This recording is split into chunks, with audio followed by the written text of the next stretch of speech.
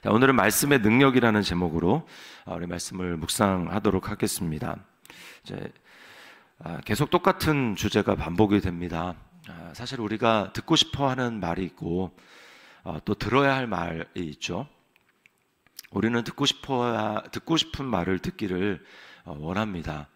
그것을 오늘 누가 하냐면 하나냐라는 이 거짓 선지자가 백성들이 듣고 싶은 말을 해줍니다.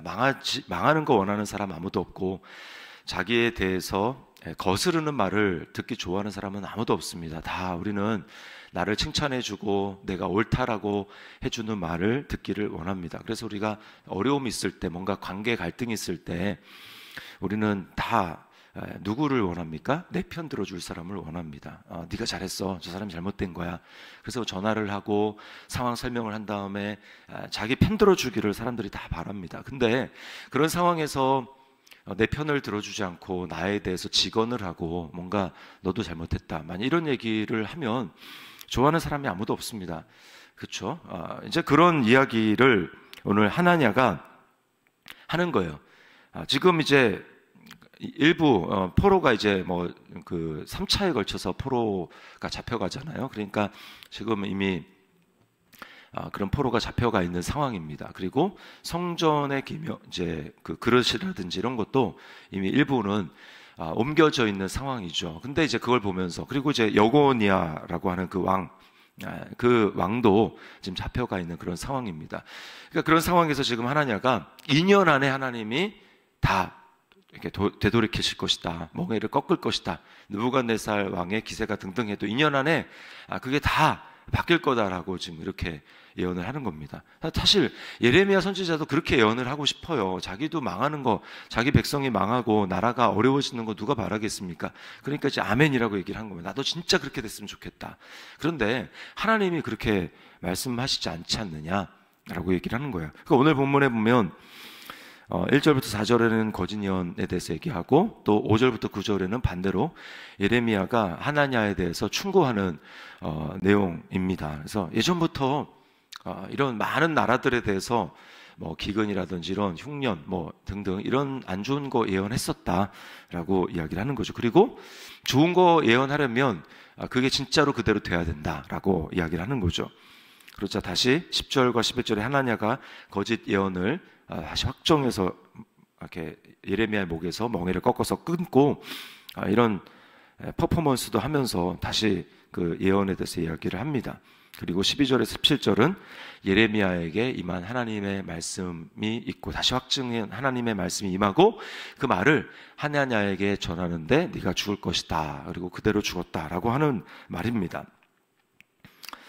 참 예언인지 거짓 예언인지는 어떻게 드러납니까? 오늘 이 대결 구도를 통해서 말씀이 진짜 성취되는가라고 하는 겁니다.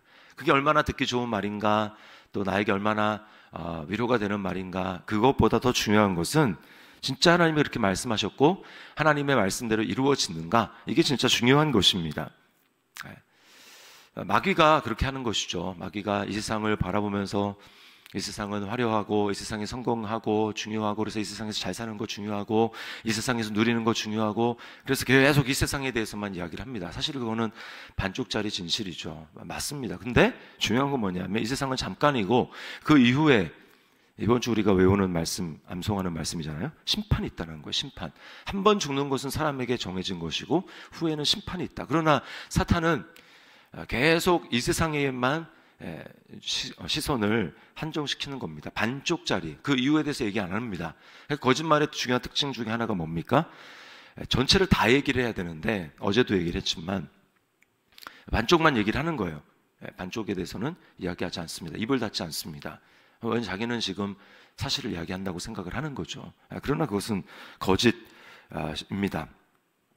하나님의 말씀은요, 살아있다라고 하는 건 뭐냐면 그 말씀이 움직이고 일을 하고, 그리고 일을 하는 것으로 끝나는 것이 아니라 뭔가를 만들어낸다는 거예요. 그게 살아있는 하나님 말씀의 특징입니다. 그래서 그대로 말씀을 했는데 그냥 그대로 있다, 이루어지는 거 없다, 그럼 그것은 하나님 말씀이 아닙니다. 하나님 말씀은 창조를 하거나 성취를 하거나 고치시거나 치유하거나, 항상 하나님은 말씀을 통해서 역사하시는 분이시죠. 말씀은 역사가 일어나야 말씀입니다. 역사가 없는 말씀은 말씀이 아니에요. 이사야 55장 11절에 내 입에서 나가는 말도 이와 같이 헛되이 내게로 되돌아오지 아니하고 나의 기뻐하는 뜻을 이루며 내가 보낸 일에 형통함이니라 라고 말씀을 하고 있습니다. 그러므로 우리가 하나님의 말씀은 그렇게 살아있기 때문에 그 말씀은 반드시 일을 하는데, 그 말씀이 일을 하기 위해서는 내가 그 말씀을 믿어서 그 말씀이 나를 통해 나타나도록 해야 하는 것입니다. 그래서 하나님이 그리스도인에게 주신 사명은 뭐냐? 말씀을 이루어가는 사명입니다. 말씀이 나를 통해서 이루어져야 돼요. 그래서 우리의 인생의 사명은 나를 통해 하나님의 말씀이 얼만큼 이루어지는가라고 하는 겁니다. 오늘 내 삶에 하나님의 말씀이 얼마나 역사하도록 할 것인가 라고 하는 것이죠. 이게 믿음으로 심는 삶입니다. 다른 말로 하면 말씀대로 내 인생을 건축하는 삶입니다. 그렇게 되면 내 인생이 말씀으로 반드시 뭔가 외적으로 뭔가가 나타나게 되는 것이죠.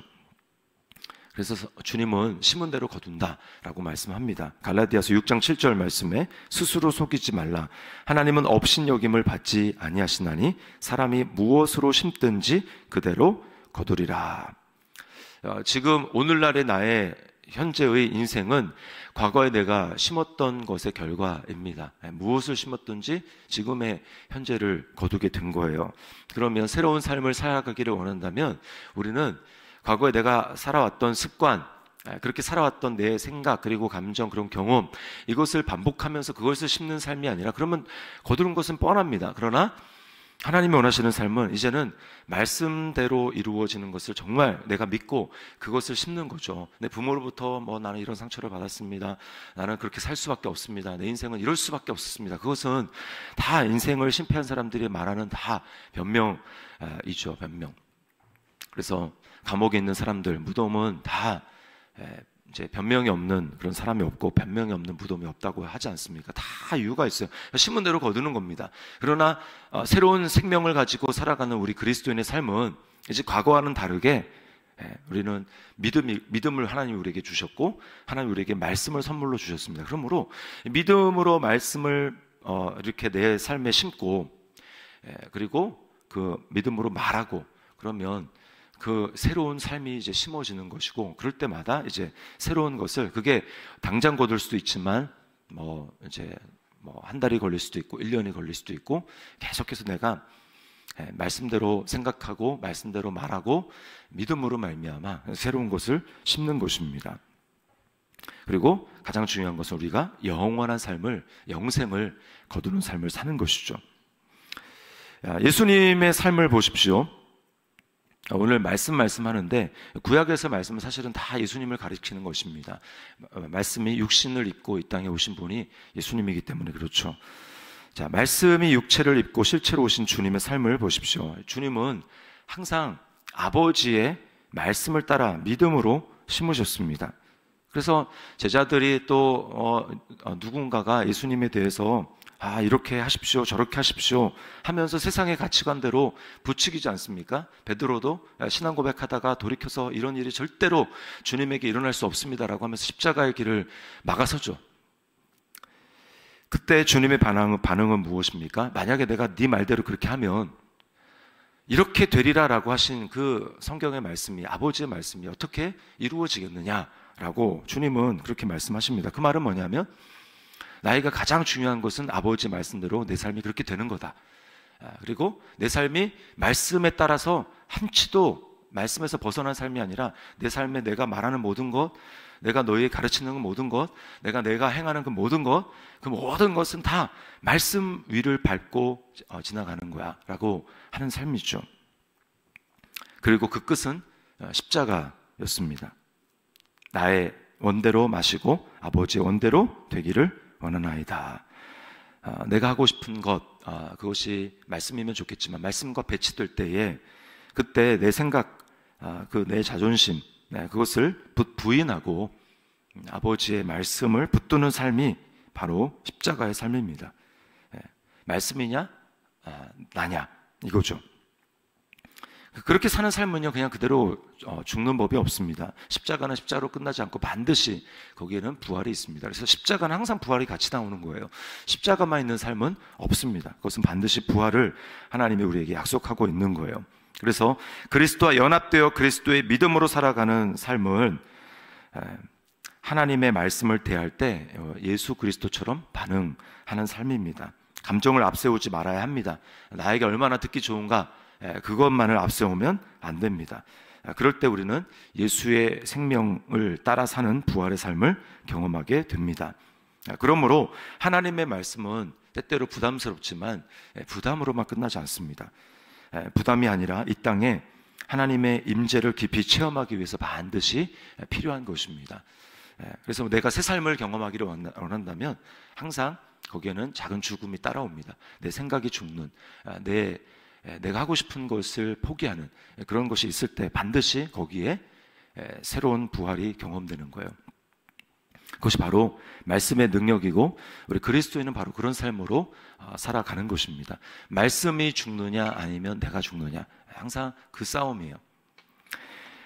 오늘도 이 말씀을 기억하면서 우리 그리스도인의 삶 되게 거창한 것 같지만 주부로서 또 내가 있는 현장에서, 가정에서 남편을 대할 때, 또 자녀들을 대할 때, 또 여러 사람들을 대할 때, 그때 이때까지 살아왔던 내 습관대로 행하느냐, 내 생각대로, 내 경험대로 행하느냐, 아니면 새로운 말씀을 내가 붙들고 거기에 내 생각을 죽임으로 이제 새로운 말씀이 심어져서 새로운 열매를 거두게 할 것인가 라고 하는 것은 온전히 우리에게 주어진 선택이고 심을 수 있는 기회예요. 그래서 인생은 하나님께서 우리에게 새 삶을 살도록 주신 기회입니다. 오늘도 말씀의 능력을 경험함으로 새로운 것을 심어서 새로운 것을 거두는, 하나님 나라를 새롭게 경험하는 그런 은혜가 있기를, 그런 은혜가 더 깊어지기를 주님의 이름으로 축원합니다.